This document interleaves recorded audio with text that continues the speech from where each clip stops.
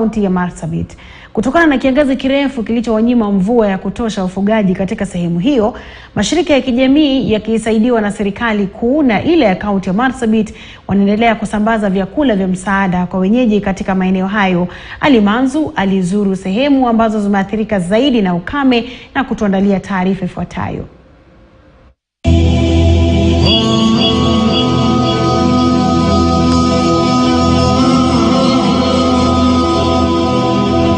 Ukame uliochangiwa na kiangazi kirefu unaendelea kuathiri zaidi wakazi wa Marsabit na viunga vyake na kusababisha maafa kutokana na ukosefu wa chakula katika vijiji mbalimbali sehemu hii kame zaidi nchini.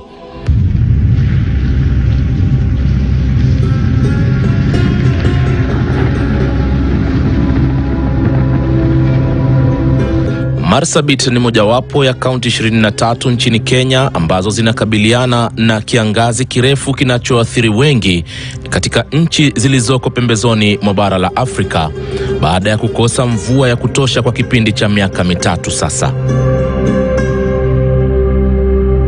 Kulingana na shirika la kudhibiti ukame nchini NDMA, zaidi ya familia 252,882 zina uhitaji mkubwa wa misaada ya chakula katika magatuzi yake manne ambayo ni Saku, Laisamis, North Hor na Moyale. Because of persistent drought that has now been running for the last 3 years, this has affected, livestock, wildlife, and people alike.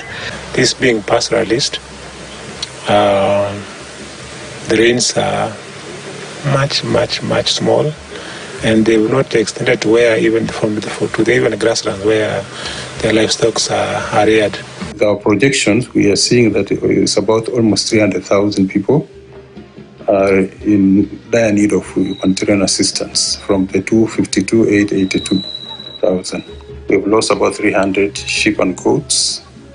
We have 300,000 sheep and goats, and we've lost about 30,000 camels as a result of drought. Idadi kuu wanaoathiriwa zaidi ni wanawake wajawazito na kina mama wanaoendelea kunyonyesha watoto wachanga, huku watoto wadogo wa chini ya umri wa miaka 5 wakiugua maradhi ya utapiamlo. There is an increase in malnutrition rates across board for the entire 4 counties, with again leading is North Hor at 30.3%, followed by Laisamis at 29.3%, Saku at around 15%, and Moyale at 10%. So we are all above the World Health recommended threshold for global acute malnutrition. Hadi sasa ripoti ya mamlaka inayodhibiti ukame nchini NDMA yaashiria kuwa zaidi ya ng'ombe 30,000, zaidi ya mbuzi na kondoo 300,000, ngamia 30,000 wameangamia, huku idadi kamili ya punda walioangamia ikisubiri kunakiliwa kwenye utafiti wa mwezi Machi mwaka huu wa 2023.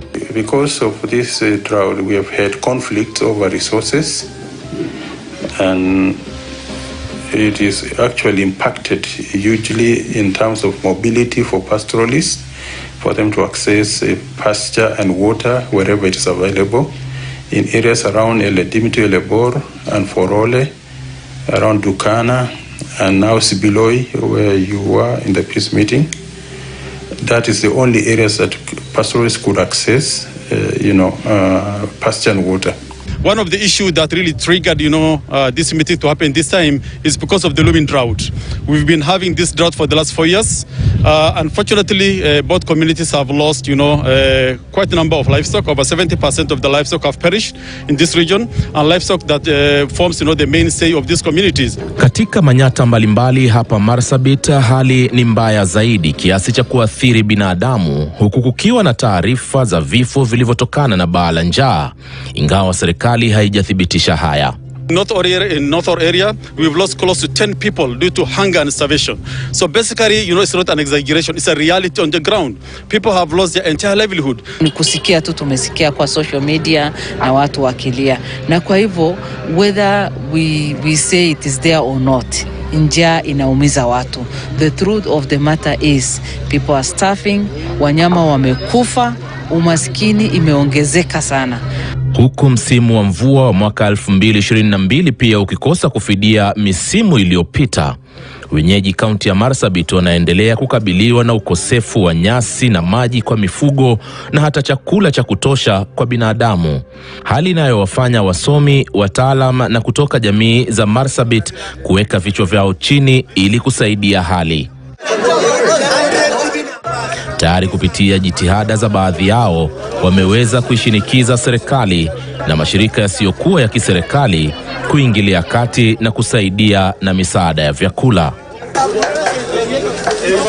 We have mid-term measures and also long-term measures, and these are basically, providing boreholes, digging water ponds, and also ensuring that communities have what we call nature-based enterprises that provides communities with alternative livelihood. This is not enough yet, so we are still looking for appealing to other well-wishers to give us extend their support to these needy families. You have seen these are very needy homes, and we were not able to reach everyone, so the 1,500 is extremely poor, extremely poor. Ninataka tu kuomba waheshimiwa na wale wote ambao wako na opportunity ya kuombea wengine, let us play our role. Kwa upande mwingine, serikali kuu na ile ya kaunti inaendeleza mikakati tofauti kukabiliana na makali ya baa la njaa ili kuokoa hali ya maisha ya binadamu na mali zao ikiwemo mifugo kuangamia. Huku kiangazi kirefu kinachosababisha ukame katika sehemu hii ya Marsabit kikiendelea kuathiri wenyeji ambao tayari wamepoteza mifugo kadhaa, wenyeji sasa wana wasiwasi. Huenda hali hiyo ikiendelea ikasababisha maafa na kuua watu.